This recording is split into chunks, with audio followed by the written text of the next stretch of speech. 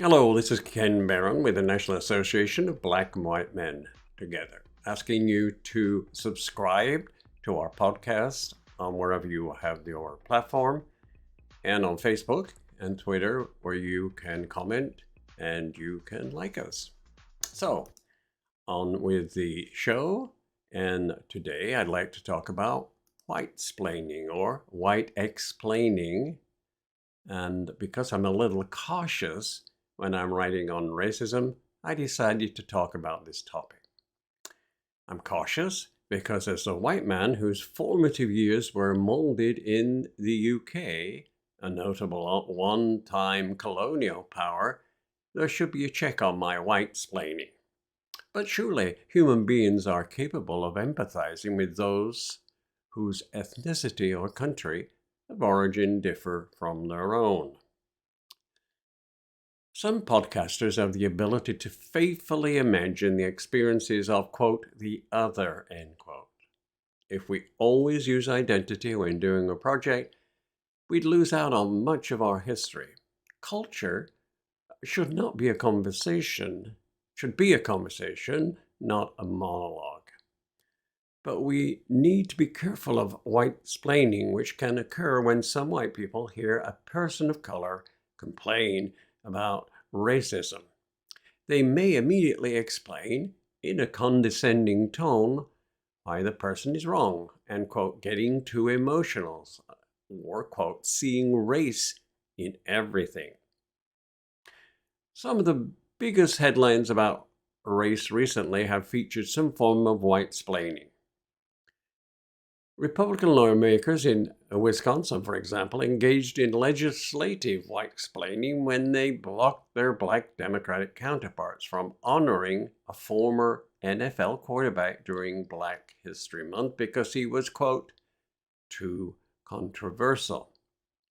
And Virginia's Democratic governor, Ralph Northam, white-splained when he was referring to slaves as indentured servants from Africa, after having to apologize for a yearbook photo of a person in blackface while admitting he once wore blackface at a Michael Jackson dance contest.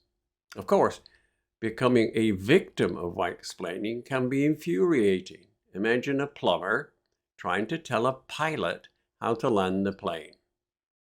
But in his book, White Fragility, anti-racist educator Robert DiAngelo, quote, allows us to understand racism as a practice, not restricted to bad people.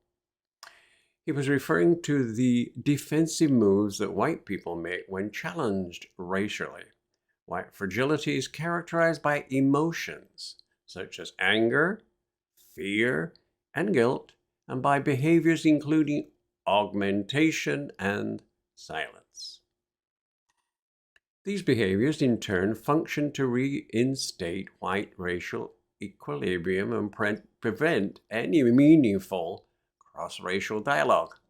In this in-depth exploration, DiAngelo explains how white fragility develops, how it protects racial inequality, and what we can do to engage more constructively. Back to journalism, history, writing, or directing movies or plays. The Outsiders can offer its own equally valid perspective. There is almost never just one side to the story. Think about the great art that would be lost if we always carried out this rigid methodology. If a man or woman can't write about a woman, then Tolstoy doesn't get to conjure Anna Karenina. So you gain something through, quote, lived experience, you may lose something as well. You may find it harder to maintain a critical distance, which can be just as useful as experiential proximity. You may become blinded to ideas that contradict your own, or subconsciously de-emphasize them. You may have an agenda. A person who tells the story of her own family might, for example, glorify a flawed father and neglect to mention a delinquent brother-in-law.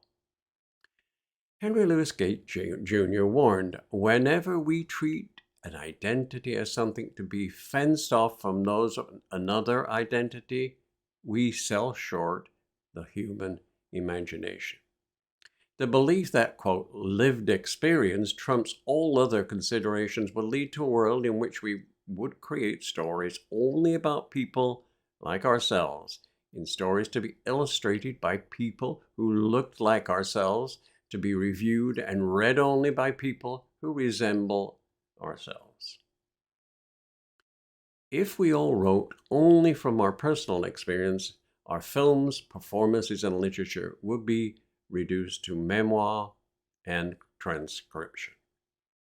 Above all, when I write or communicate, my white experiences shape my worldview, and they are not the most important experience in my writing and my world. Again, as a white person, I have to consistently educate other white people. I am committed to anti-racism work, and is part of my everyday life. This is Ken Byrne with the National Association of Black and White Men Together. Thank you for listening, and don't forget to subscribe to our platforms, like us, and comment.